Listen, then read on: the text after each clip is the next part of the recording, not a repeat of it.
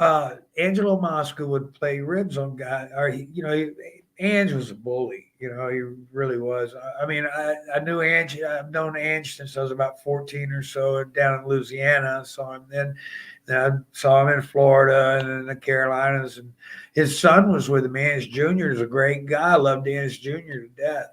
So anyway, Ange had pulled a rib on Mark Fleming and put locks on his jeans, then one on Barry Horowitz, put locked on his bag to a iron pole. He had to cut the strap off of that.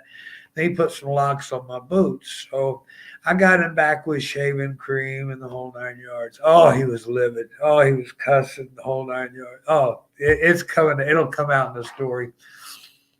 So anyway, a few nights later, the next week, I'm in Asheville that day, and I'm in the ring, and my match is over and getting ready to get out of the ring. But here comes Wahoo up to the security room, and he's the main event. I jump out of the ring, and it's like, "What is it, Chief?"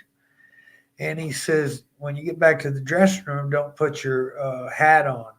He said, "Mosca, that asshole, filled it up with water." And I was like, "Oh, okay."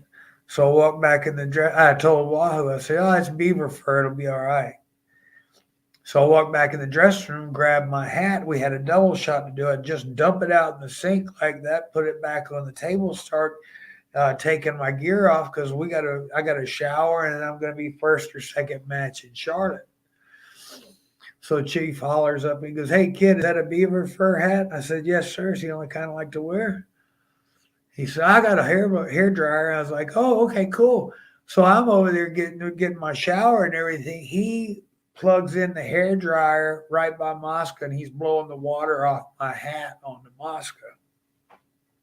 And Mosca was just looking, but he wasn't going to do nothing against Chief. So that night we were working Charlotte, and but after the match, we were all getting ready to leave the dressing room, and Crockett was back there, and Mosca hollers. He said, because of the hat thing, he said, "I've got 2 weeks left in this territory. If that kid is booked anywhere I'm at," he goes, "I'm gone." Well, that gave me 2 weeks off, so I sat home with nothing. I was living with my grandparents in Marshville, North Carolina, and stuff, just barely surviving. So the last night was Richmond, Virginia. It was a Saturday. Chief called up. My grandmother answered the phone, and she come up, and she said, "Chief Wahoo's on the phone, honey." And I was like, "Oh, well, let me go get it." So I went and got it. And Chief said, "Hey," he said, "tonight's Mosca's last night." And I said, "Yeah, I know." I said, "He's in Richmond." And he said, "Yeah." He said, I'm kind of tired." He goes, "I don't have anybody traveling with me. Would you like to ride?" And I was like, "Yes, sir." I said, "But I got to make some stops first." And he said, "All right." It took me about 45 minutes from Marshville to Charlotte to meet Wahoo, but it took me an hour and a half to get there because I had to load up some stuff. Well, when when we get to the matches, um, Wahoo says, "Okay." I was hiding in Wahoo's Bronco. He said, "Let me go in and see what's going on." And he goes, "I couldn't tell you what's happening." I was like, "Okay." So Wahoo comes back a few minutes later. He goes, "Okay, kid." He said, "Mosca got himself moved to third match. So you need to do what you're going to do and get it done." And he said, "Because he's trying to beat the people out. And he's going to drive all the way back to Toronto tonight." I was like, "Okay." So I did my thing. Mosca comes out. He's beating the crowd and everything. He comes out. He's got an old Cadillac. Or it wasn't an old Cadillac. It was a new Cadillac from back then. Anyway, so he's getting this stuff. His car's sitting low to the ground. Everything this man owns is in the back of that car. So he comes out. He comes out. He opens his trunk. He throws his wrestling bag on his trunk and gets his trunk to close. He's got his towel.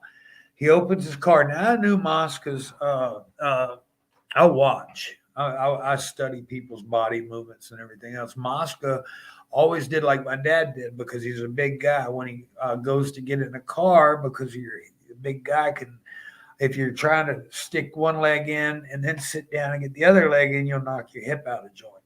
So big guys, a chiropractor will tell them to sit down in the seat, then twist and bring both feet in at once, and that's how Mosca got in the car. When that man sat down in his car, he sat down in 75 pounds of horse manure. He went nuts when he realized what it was. He come out of that car, he's spitting and screaming and cussing and fighting there and hollering and looking all around trying to see. Oh, he's pissed. He was going crazy. So he takes his towel and he cleans his seat out and everything, and he cleans himself off. So he gets back in his car. He's been looking around. He sits in his car. He cranks his car up. When he cranks his car up, he goes to turn the headlights on. He's parked up against the wall, so nothing lights up. I'd spray painted his headlights black. So he gets out of his car and he sees that. Now he's kicking and screaming, fussing and fighting and throwing another fit. Well, it's just, he's from up north, so he's got a little plastic ice scraper. So he gets that and he's scraping. Oh gosh, he's scraped for 10 minutes or so. Trying to get. Anyway, so he gets it enough because he's trying to beat the people too. So he gets it to where he thinks he can get out of there. When he gets in his car again. This time he's cranked it up. He got the lights on and everything.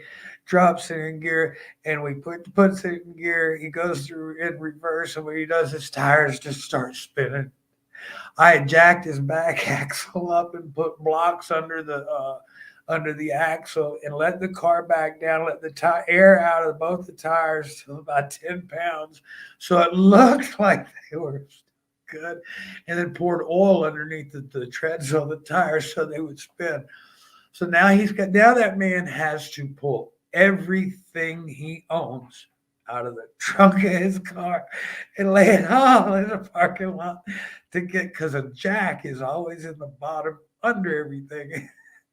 So he's got to jack his car up and take the blocks out. As soon as he gets that other side jacked up, that's when the matches were over. And in Richmond, we parked in a tunnel, down at the bottom on the ground floor level. So it was a tunnel that came down like this, fishbowl. So when the matches got over, a couple of thousand people coming down here. Here's everything this man owns all over the place. He's chasing around. Oh, he's got a tire iron in his hand. He's spitting. He's fuming. Oh, he's going crazy. So I'm watching all this out of Wahoo's truck. So Wahoo gets showered up and everything. Oh, it was great. So Wahoo gets in the car. And he goes, how'd it go? I said, oh, yeah, you're going to love this story. So as we're leaving, Wahoo drives by. As we get close to Mosca, I went ahead and raised up, and I said, see you down the road. And I saw Mosca 4 years later. He shows up to do a TV tape, and he was a color commentator for Vince. And when he walked in the dressing room, he looked at me, he stopped, he goes, ha, ha, ha. We're okay, huh, kid? And I said, it all depends on you. Eddie Guerrero gave me the best advice ever. He said, Sam, don't ever be second best.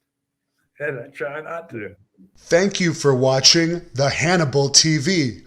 Please help me out and like this video, then click the subscribe and get notifications buttons so you don't miss any of my latest shoot interviews, match videos, or news updates. Follow us on Facebook at the Hannibal TV for more live streams and videos. And while you're at it, follow us on Instagram and Twitter at the Hannibal TV.